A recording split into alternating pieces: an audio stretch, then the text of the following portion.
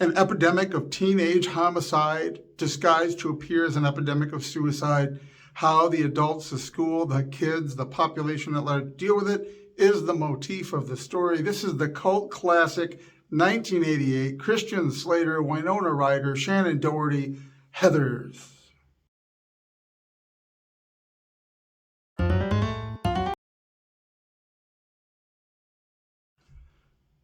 Heathers is a truly one-of-a-kind, bizarre sort of film. It is intended to be presented in a relatively light-hearted manner, but I don't think you can call it a dark comedy. Nothing was particularly funny in it. Gremlins was a dark comedy. There's funny stuff in there. There's also gross, scary stuff. Heathers is not a dark comedy. It is a dark teenage film, almost like a high school romance, love interest, sort of teeny bopper movie of the era. Look at films like Loverboy, Just One of the Guys, that's what I was blanking on, 16 Candles, The Breakfast Club, all this spectrum of comedy, romantic comedy to teenage angst. They really wrap it all together in Heathers in a way that doesn't get too dark. Somehow it doesn't get too dark even when there are murders disguised as suicides and plots to blow up a school. Can I even say that anymore on a video for YouTube? You talk about a controversial topic already at the time, but we're talking about an America that didn't have that sort of violence on a fairly regular basis. And this was pre-9/11 world where it was obviously just a movie. And nevertheless, they give you these ideas that are absolutely grotesque.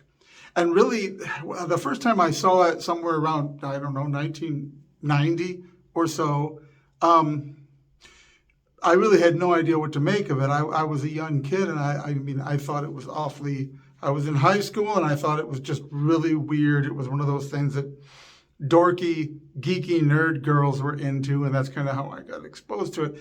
But it was...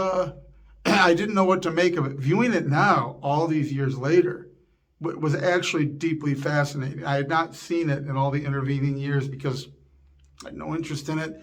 Finally, it was included for free in Plex, and I thought, well, I should revisit it. Wow. Heathers, it is kind of about teenage suicide. The murders are staged to be suicides, and the very vacuous and vapid response was very, very prophetic of exactly how our society deals with school shootings and acts of terror at school now. Like, it becomes the impetus for a bunch of hand-wringing kumbaya. The answer is to get rid of all guns, and the answer is, and I have the answer, and it's always a political, socio-political answer that conveniently fits my political ideology, and I will dance on the graves of the victims of this violence to make my political point, which is precisely what the adults, especially the hippie teacher and her little feel-goodsy sessions, is doing in Heathers, which really prophetic for how little of that we'd had in American history at that level. For them to do that in the film, which seemed like, I think they were trying to do a commentary over the top on all of the social hand-wringing about teenage angst, but really they were predicting the complete political corporatization of tragedy and conspiracy theories then around false flags and everything else, because of how it just becomes something to be used, and you don't really care one bit about the victims. You care only about what you're able to peddle from it. And our teenage protagonist, particularly seeing it through the eyes of Winona Ryder's character, seeing it, she sees how vapid and ridiculous it is, and it's not the answer. She sees how the cliques within the school are bad, but disposing of them with murder is not the answer.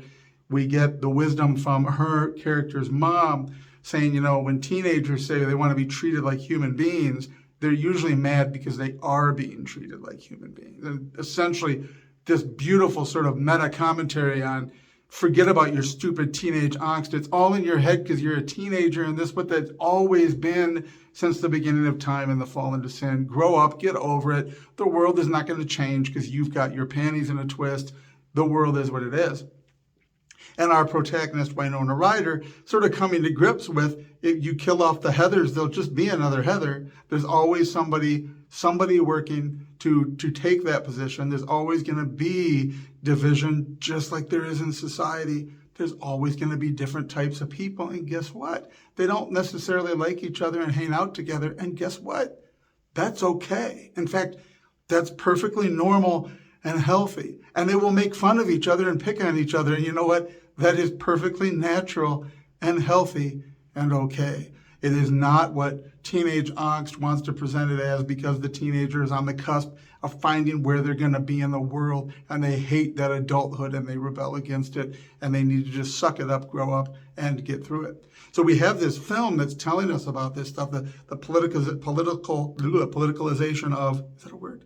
Politicization of violence in schools and teenage angst being turned into it, especially our cult culture, making adolescent children into the brilliant arbiters of the future communist utopia, because only they know. They heard it from their teachers, and now they're going to go out in the world and do exactly what their teachers said, because somehow that's their adulthood and that's their free thinking. Using these causes to twist and warp people's minds when they're young and more able to be formed, etc. Exactly all of this is going on in Heathers, the commentary on teenage angst, the really interesting twist of murdering these kids in the story and faking them as suicides, which obviously is the real plague of teenage suicide, is that they're being killed by society. They're being killed by these rules they can't live with, this sort of over-the-top, looking through the eyes of an angst-ridden, stupid teenager who's scribbling in her diary about life and death, which is absolutely meaningless to someone that's still watching Rocky and Bullwinkle, for crying out loud, or whatever, have no grasp of real reality or life or death situations, but ranting about it to her diary. So those are the people that get on drugs, get depressed, and with the wrong sort of situation end up attempting suicide.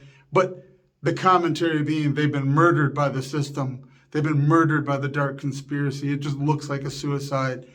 It really makes Heathers a complicated, interesting look at the world through this weird lens of Christian Slater being a pathological killer and liar, and seeing the relationship and the killing off of the Heathers and how that works, and the ones that grow to take their place, until finally the destruction, the final adulthood, right? The death of the rebel Christian Slater, who, interestingly, J.D., he's clearly James Dean. I mean, they don't even try to hide this reference of the bad guy rebel that all the women love, but he actually has this dark side, and he finally, ultimately, his outcome is the outcome that points to adulthood. Everything blows up in your face, and you move on, and you move forward, and you grow up, and you get beyond it, and we're left with a protagonist who faces the explosion of adulthood, and she's calmly smoking a cigarette while covered with soot, because that's the real meat hook reality of life. You get through it, you've got the ashes on you, you're dirtied by it, but now you grow up, you leave the school, and all of that stuff that you thought was so important and your life was going to end is just childish garbage within a year of college. And that whole college phase will be childish garbage by the time you're 30. So in hindsight, now watching it as an adult with more of a grip on reality, realizing that, man, Heathers is actually I wouldn't say it's a good movie. It's a weird spectacle. It does a good job of commenting on the things it wants to comment on, but it's not like it stands out as a great film, but it does accomplish what it set out to do in this weird and artsy way. And I would say anyone who hasn't seen it should see it at least once, because it's worth seeing how they poetically wrote the poem. Not necessarily a poem you want to commit to memory or read 1,000 times, but worth seeing how they constructed it.